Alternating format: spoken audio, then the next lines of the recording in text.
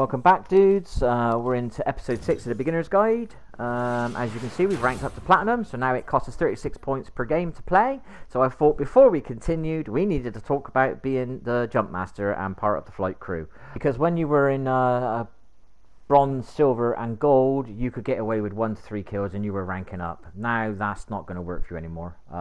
Even with the new system in place, you get rewarded for 6 kills. And they're also rewarding you now if you get to top 13 squad, you'll get 5 points.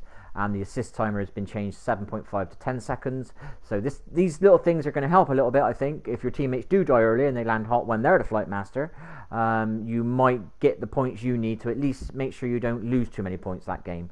Like, that's the main problem about ranking up. It's not gaining the big points, it's you're constantly trickling, losing in points. That's what you've got to stop, that rot, you know. And I find the best way to do it is to land your teammates cold. So over the next couple of videos, I'm just going to be dropping some tips in on the flight. So you're going to start seeing some of the flights in the next couple of videos, just to explain what I'm doing and how I'm thinking. So hopefully you can see what I'm doing and how simple it is. It's not actually easy, because a lot of people can't do this, but it's actually quite simple when you kind of break it down. So hopefully you find this stuff useful, and obviously I'll be putting some normal tips in as well, just to, you know, not make it too boring. So I hope you enjoy.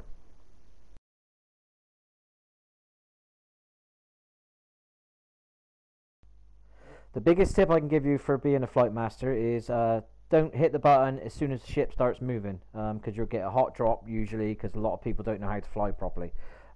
So just literally turn around, look at the back of the ship, and you'll see where the enemies are dropping, just as you quickly see now. You can see which sort of path they're going. Sometimes the enemies will fly past a landing spot, and you can just fly backwards across the back down the drop ship line from where it started and go and get the loot they've missed, you know. But here what I've done is I've stayed the ship a little bit longer, realised there's 2 squads landing in thermal. That means we can loot tree and possibly loot sorting factory. But sadly, my bloodhound teammate here has done me a disservice. I'm actually trying to get the worst loot here, and he's gone and landed on me and stolen my loot. So now my loot path is ruined.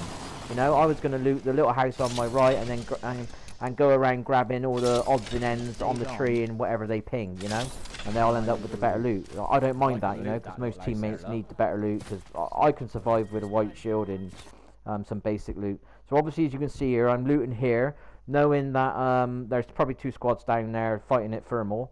If you look closely, I'm not pinging anything. I don't want my teammates to come over here. I'm trying to keep them alive, you know what I mean? If we get into a fight now, they could die, and I've got to now play the whole game on my own, rotating around the ring, trying to stay alive and getting a top 4 on my own, and it's not easy. So the longer I can keep my teammates alive, the better chance I've got of at least getting, at least not losing any points, you know. So as you can see here, I've looted here, and what I should be doing is running away now, and I'm starting to get a little bit greedy now. I'm going to the balloon and saying to myself, oh, I can go on the balloon and just rejoin them. Then I don't do it.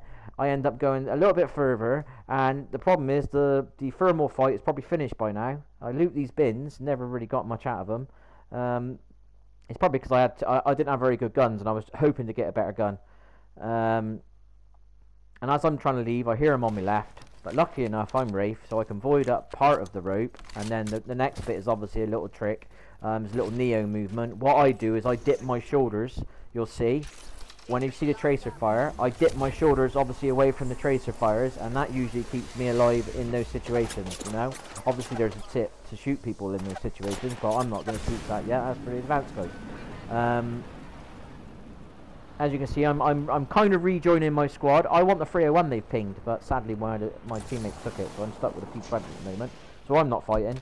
So anyway, I managed to survive, to live another day. Made a slight mistake, but hey, we got out of it.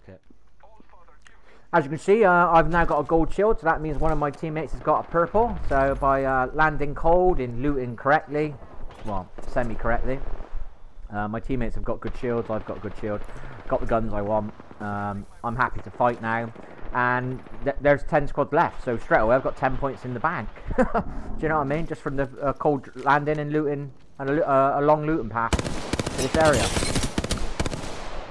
Here I'm keeping my range in an unorthodox position, getting involved, realising how injured they are and what I'm doing here, but I'm thinking I want to push, but I don't want to expose myself and be stranded. So obviously being Rafe, take a portal to the fight, and if things go wrong, you can get out.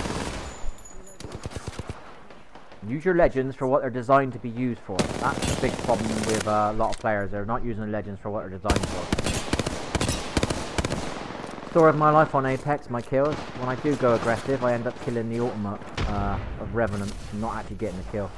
And while I was doing that, my teammates have got 2 free kills.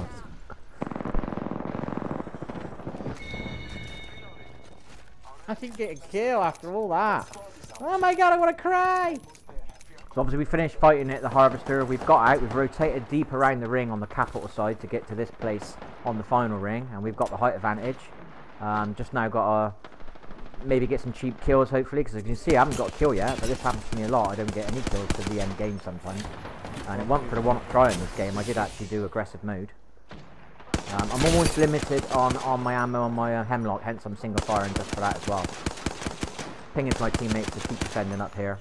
Reminding one of my teammates to look behind, and he does. Fair play to the blood, and he does a scan so we know there's no one coming up behind. I'm going to get a kill. Somebody else got to do it. Come on, yes. Scan it, mate. The ring starts to shut now in a minute, obviously, so my angle's not great anymore. So I move over to the right side. Expose myself a little bit, take some damage, but it's fine. My teammates are in front of me, so if the enemy want to push this break that they've just caused me, they've got to get past my teammates. Our Bloodhound goes a bit crazy here and ends up dying at the wrong moment. I don't know what teammate's on the right to, and I think that's AFK. He's not doing anything at all. Go in for the res here, thinking he's not AFK anymore, my teammate, and he doesn't even cover us. There's no crossfire, no angle, nothing. Just let the guy walk up the slope. I've got no choice but to dip, which means obviously now I'm on my own against the last squad. So I'm making sure I'm doing a full heal. Keeping my cover close to me and just clipping it slightly. Fortunate there, he was low health. That's 1 round. Can't wait too long, he's going to get rezzed.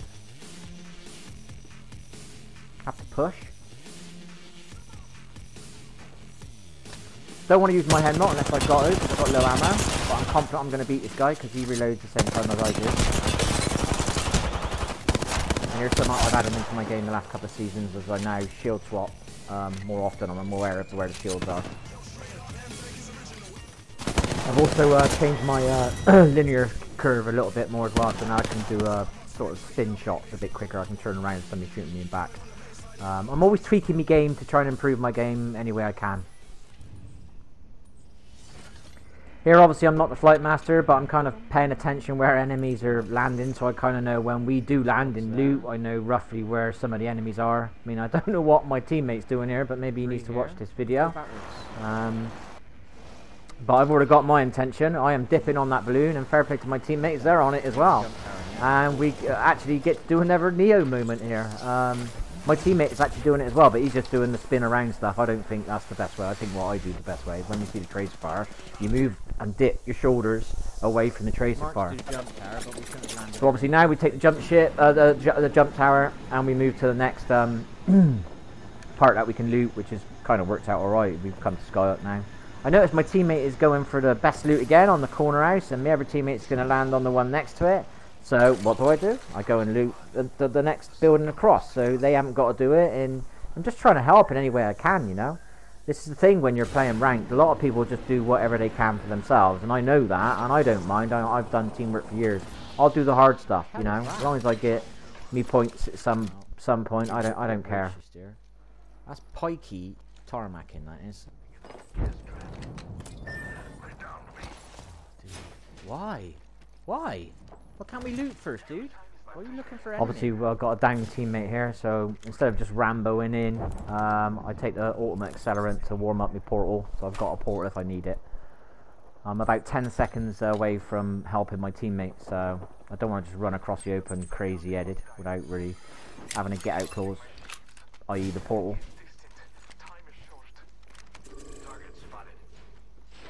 My teammate's fighting the left side of the building, so I try and cover the right side of the building a little bit. See an enemy run away, give him a bit of damage, never know, he might be knockable. He was flesh.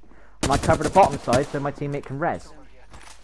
Almost screw it up a bit, I don't know why I had an arc on me, that's silly. Perfect to my teammate, he's straight in, he takes over the fight while I heal. While I'm healing, this is important as well, guys. When you're healing, don't hide away from the fight. You know what I mean? At least I was still doing something. You know, even though the squad was dead, there could be there could be a third player, or it could be a third party, and I was covering that bottom doorway. I wasn't just blindly hiding and just healing myself. Obviously, I haven't done much in this fight. My teammates have. It looks like I'm nicking their loot, but what I'm actually doing is I've just took some basic loot for myself, and I'm pinging stuff that they might need, so they can loot quicker. And I've also come up here on the harder part of the loot pattern of this area to take the loot, because I know they won't do it. I don't mind that. I'll do the harder loot patterns. I've been doing this for years, you know, all this teamwork. I know a lot of people out there don't do that. They want the shortest route they can to get to wherever they want to get to. I'm going to go left side.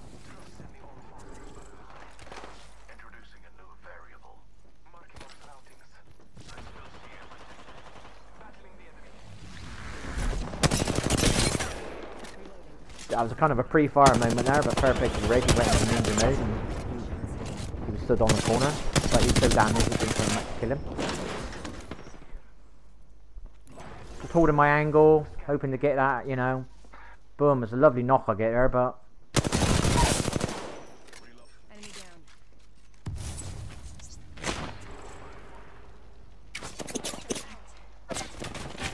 Was wanting to go aggro and push him, but there's a squad on the left carriage, so I can't push. Playing safe now, thinking, well, if this goes bad and we're not in the ring, so I'm going to portal away, being Wraith. You can sometimes make your team leave because there's a portal free for them, and they will leave because of the portal. That's why I go Wraith. I can kind of get my teammates to follow me. It's simple again here. My teammates are in a kind of, they're not totally open, but they're not in a great spot, and I'm just using my angle to support them like a kind of crossfire. I'm covering it. If anybody wants to push him, I can cover him. And I can shoot and pressure the enemy. I might not kill him, but if I can damage him a little bit. Let's say there's a purple player pushing that area now, and I put some bullets into that purple player. I'm possibly going to turn him into a blue player. A blue shield, yeah? And it's going to be easier for my teammate, if they do get pushed, to knock them. My teammates kind of dip on me here, and I think they did actually tell me they were dipping, but I wasn't paying attention. And I kind of get myself stuck here. But once again, what am I? I'm a Wraith. This is where I take it. If things go wrong a little bit, I can get out.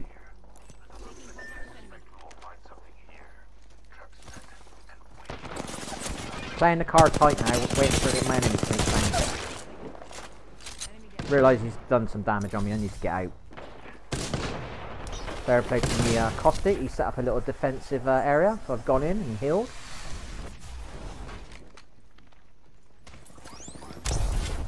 In case things go wrong again, what have I done? I took a portal to the fight. I'm kind of fortunate here.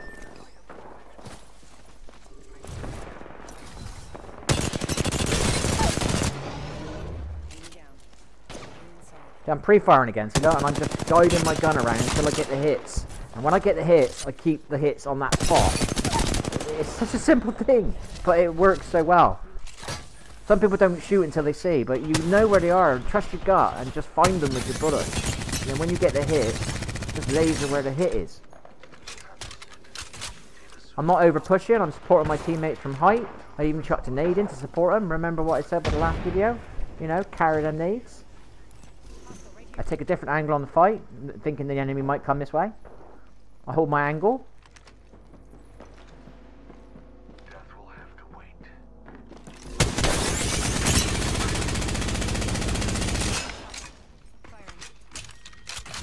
Right here, my teammates are fighting again.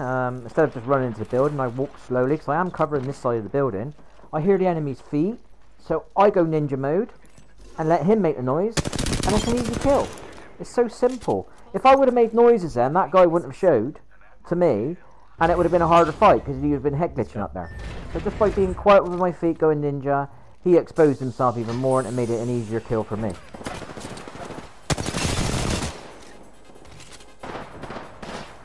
Same thing again, this video is perfect for reasons why you should be playing Wraith.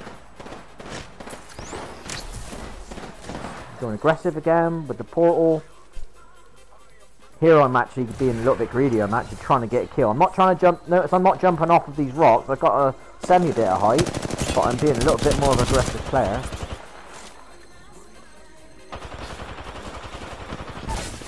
Chasing them, I just want a kill. In a way, I'm kind of glad I didn't get a kill, because guess what happens at the end? You don't usually get what happens at the end. So it's a straightforward win, and we all get the 555. So we actually got the 555 badge in a game of ranked, which doesn't happen very often. So I'm quite happy about it. I'm glad I didn't get one of the kills at the end. Nice one. Simple as that. None of us got knocked. Easy fight. So thanks for watching. Drop us a comment, hit that like button, smash subscribe. Ciao for now.